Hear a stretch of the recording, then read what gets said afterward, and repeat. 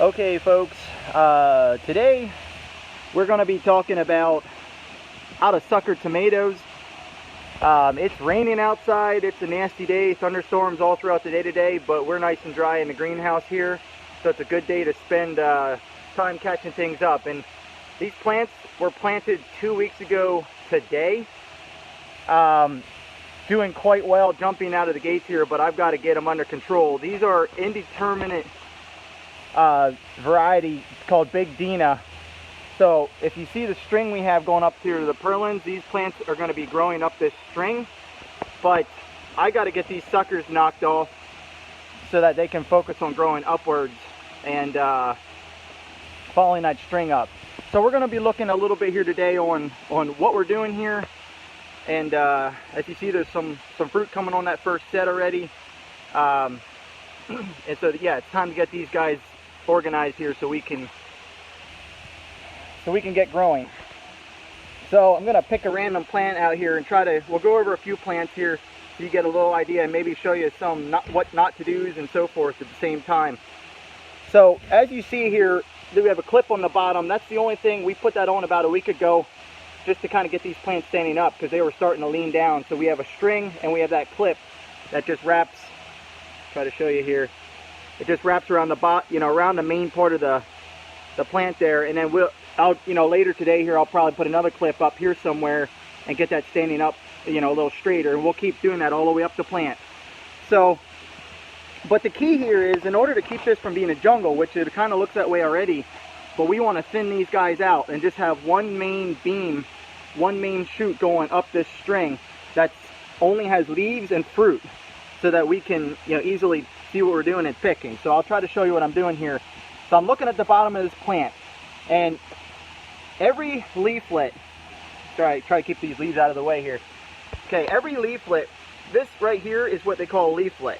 Okay, it's your leaves coming out. This is the older leaf here on the bottom. You can see some of that discoloration that these plants had when we stuck them in, and they really greened up since.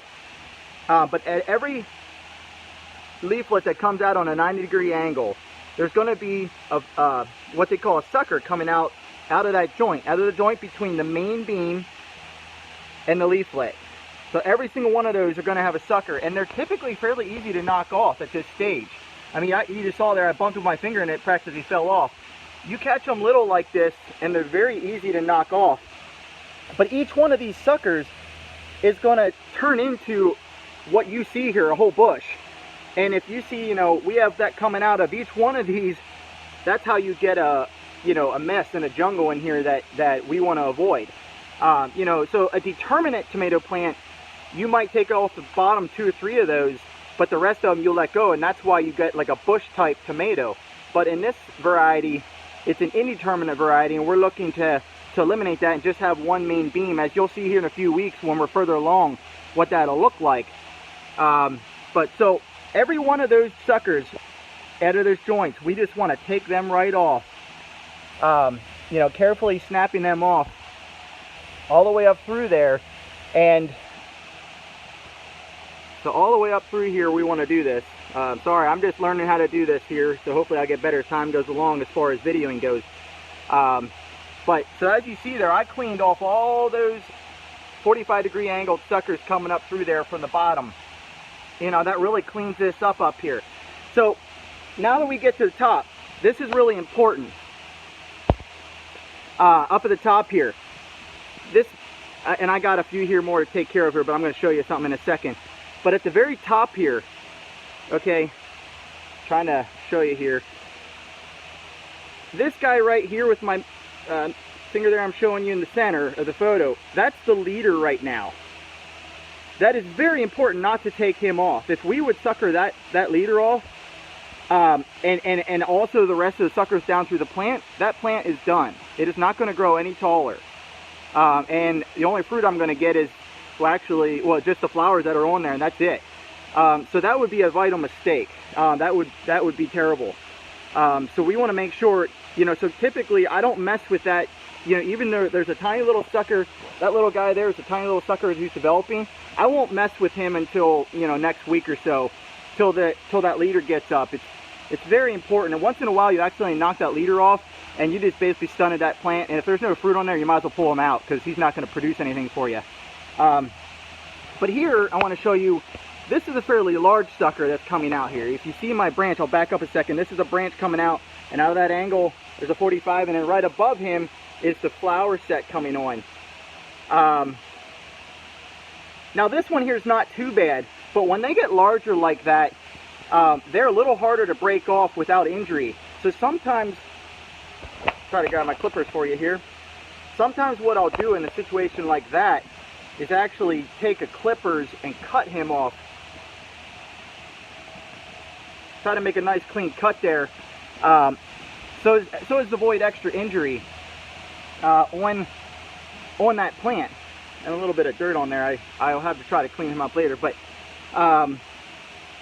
you don't want to, the danger of breaking that off, if it's not going to just snap off easily like these other suckers did, the danger of that is you can end up tearing, or you know, it's not just going to break off at the joint, you're just going to tear, and you could end up zippering the actual stalk, and that just leaves opportunity for disease and injury of the plant, and we just rather keep the stress, as low stress on the plant as possible. And the other thing, by letting those get too big, the larger they get, the more stress there is on the plant. So sometimes you get to the point where you have suckers that are the size of the actual main beam itself, and you try to avoid that if you can. I mean, you got to have your plant growing the way you want it to, but you want to avoid those getting ahead of you if at all possible. So at the moment, this plant here is pretty much good to go. What I'm going to do is actually put another clip on the top here yet, you know, but that plant, if you see, really cleaned him up, and I'm going to do that to each one of these plants down the row, and that's going to thin things out. So I'll kind of take care of this one pretty quick here. We'll just take care of all these. You know, most of these suckers just break off really easily. Sometimes it's so easy that you actually make a mistake and go up too high, but you just want to clean all them out of there, because each one of them are going to try and create its own bush, and that is not what we want. So more or less, I go all the way up into that flower set, and then I'll stop. And then as we go up here, you see there's another flower set developing here. I probably won't come back and sucker these until that next flower set is opened up nice like this one is. But we're going to go down through, and I'll probably throw another clip, you know, right about this joint, right below that leaflet there, to give that plant support going upwards here later today. I'll do that again. Okay, one thing I do want to show you here, an example of a, where was that at? Back here. So this is one example of what can happen if you snap this off and without a scissors. So if you see this here, see how that kind of just was not a very nice clean break there. It kind of tore a little bit, and it didn't tear down the main stalk, but it could have.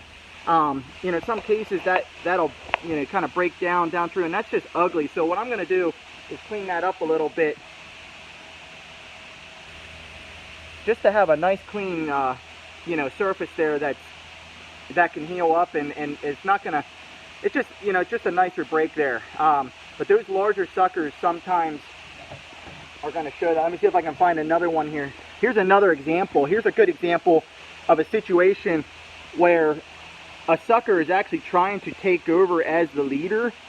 And in theory here, these guys are tied right now. I'm not even sure if the sucker isn't even a little bit more aggressive. You know, you got two forks here, and there's two things you could do here.